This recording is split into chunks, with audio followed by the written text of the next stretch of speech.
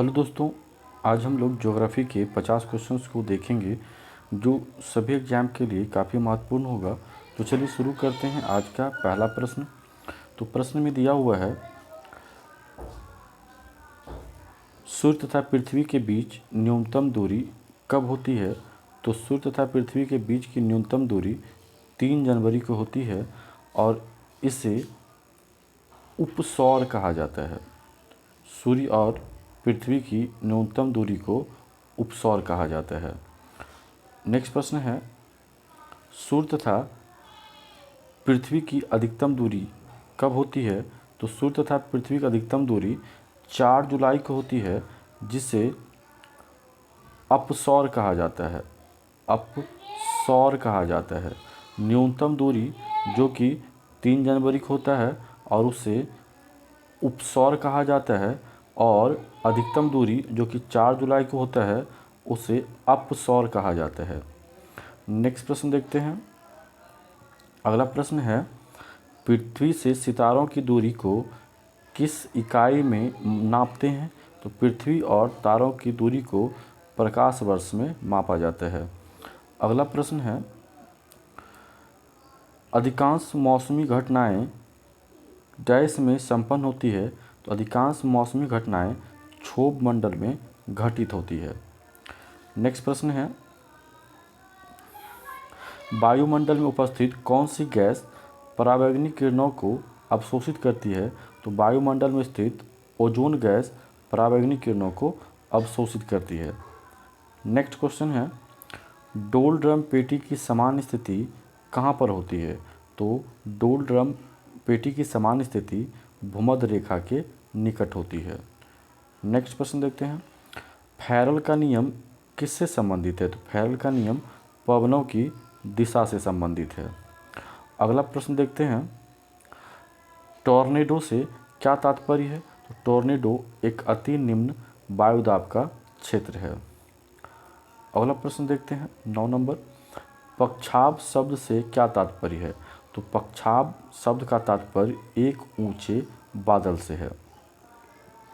Next प्रश्न है, समुद्री जल में कौन सा यौगिक सर्वाधिक मात्रा में पाया जाता है। तो समुद्री जल में पाए जाने वाला यौगिक है सोडियम क्लोराइड। नेक्स्ट है, गल्फ स्ट्रीम क्या है। तो गल्फ स्ट्रीम अंध महासागर की एक गर्म जलधारा है। गल्फ स्ट्रीम जो है वो अंध महासागर की एक गर्म जलधारा है, और अंध महासागर को अटलांटिक महासागर भी कहते हैं। अंध महासागर को अटलांटिक महासागर कहा जाता है। नेक्स्ट प्रश्न है, अगला प्रश्न है, हिंद महासागर की गर्म धारा कौन सी है। तो हिंद महासागर की गर्म धारा अगुलहास धारा है। और बाकी जो ये 3 है ये भी आपको ध्यान रखना होगा।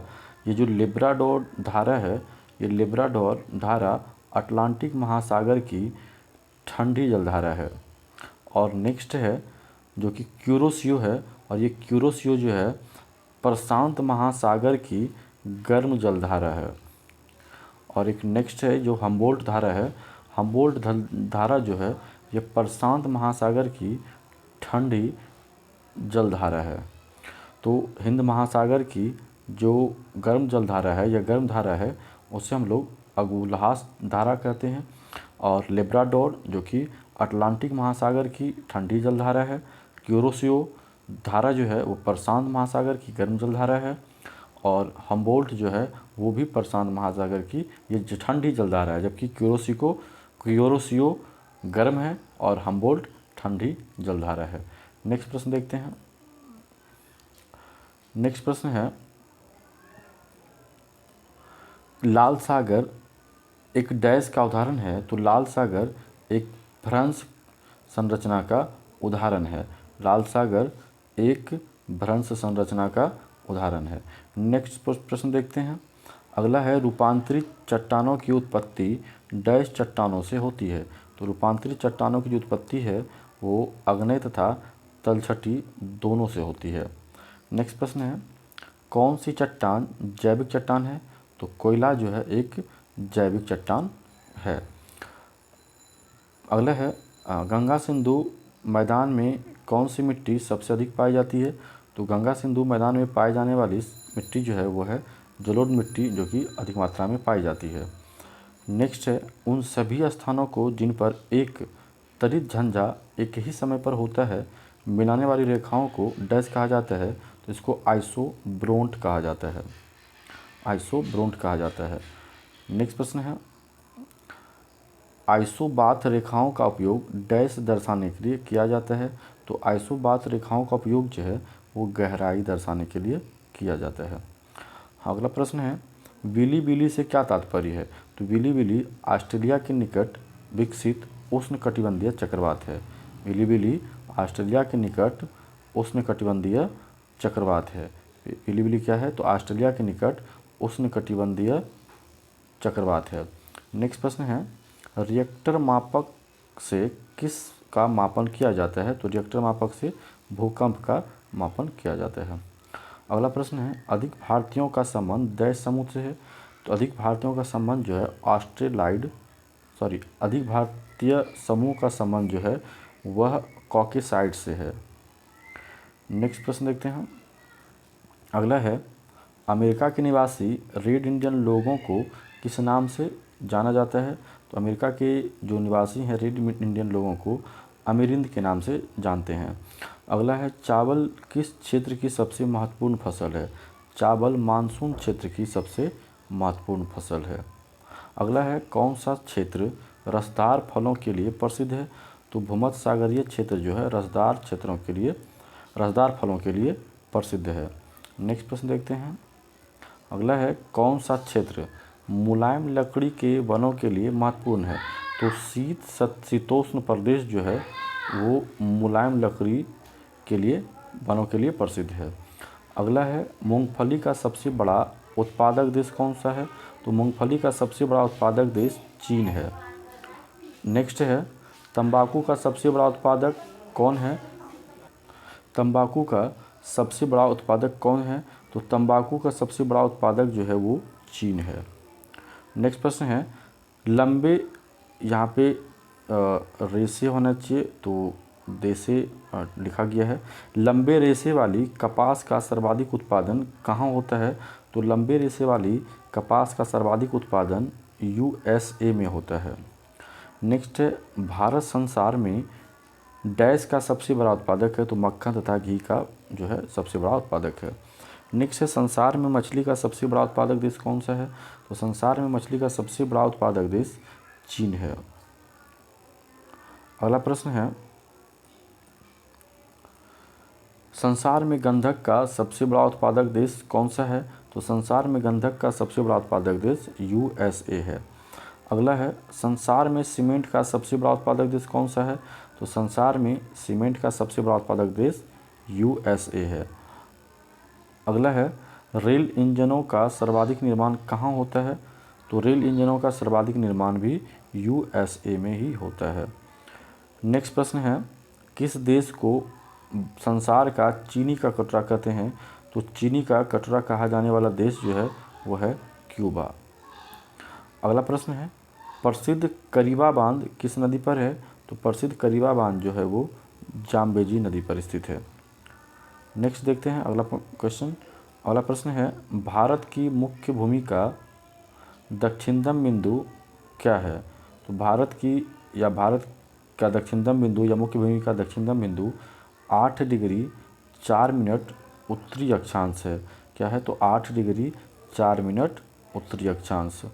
अगला प्रश्न है भारत का उत्तर की ओर सबसे सुदूर बिंदु क्या है? तो भारत का उत्तर की ओर सबसे सुदूर बिंदु 37 डिग्री 6 मिनट उत्तरी अक्षांश है। अगला प्रश्न है मन्नार की खाड़ी कहाँ स्थित है? तो मन्नार की खाड़ी जो है वो तमिलनाडु के पूर्व में स्थित है। नेक्स्ट प्रश्न है भारत की सर्वोच्च चोटी केटू जो है किस श्रेणी में स्थित है?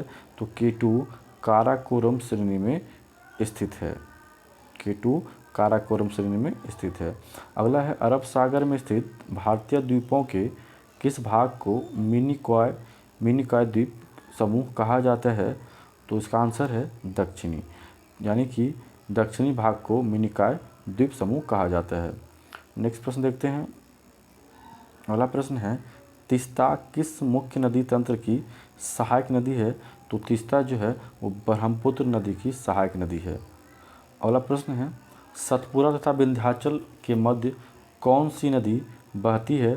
तो सतपुरा तथा विंध्याचल के बीच जो है वो नर्मदा नदी बहती है। अगला प्रश्न है, ग्रीष्मकालीन मानसून किस किस क्षेत्र में सर्वप्रथम पहुंचता है? तो ग्रीष्मकालीन मानसून जो है सबसे पहले पश्चिमी घाट में पहुंचता है। नेक्स्ट है, कौन सी मिट्टी गीली होने पर फैलती है तथा शुष्क होने पर इसमें दरारें पड़ जाती हैं? तो वह मिट्टी है काली मिट्टी। काली मिट्टी जो है कपास की खेती के लिए सर्वाधिक उपयुक्त है। काली मिट्टी कपास की खेती के लिए सर्वाधिक उपयुक्त है। नेक्स्ट प्रश्न है आपका, अगला प्रश्न है, कौन सी मिट्टी की अधिकतम जलधारण क्षमता के कारण सिंचाई की आवश्यकता कम होती है? तो काली मिट्टी जो है अधिक जल धारण की क्षमता रखती है, इसके लिए सिंचाई की आवश्यकता कम होती है। अगला प्रश्न है, रूट नॉट किस फसल की बीमारी है? तो रूट नॉट जो है टमाटर फसल की बीमारी है। अगला प्रश्न है, गन्ने की फसल किस बीमारी से अधिक ग्रस्त होता है? तो गन्ने की फसल जो है रेड रॉट नामक बीमारी से अत्यधिक ग्रस्त होता है।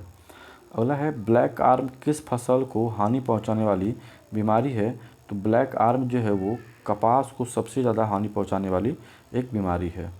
नेक्स्ट है, खैरा नामक बीमारी जस्ते की कमी से होती है। खैरा नामक बीमारी जो है वो जस्ते की कमी से होती है। तो कौन सी फसल इस बीमारी से सबसे अधिक प्रभावित होती है? तो इसका आंसर है चावल, जो कि इससे अत्यधिक प्रभावित होती है। नेक्स्ट है, स्मट नामक बीमारी किस फसल को सबसे अधिक प्रभावित करती है? तो स्मट नामक बीमारी जो है बाजरा की फसल को सबसे ज़्यादा प्रभावित करती है। उम्मीद करते हैं आपको ये वीडियो अच्छा लगा होगा। अगर आपको वीडियो अच्छा लगता है तो वीडियो को लाइक कीजिए और सब्सक्राइब कीजिए। लाइक एंड सब्सक्राइब कीजिए। मिलते हैं नेक्स्ट वीडियो में, तब तक के लिए धन्यवाद।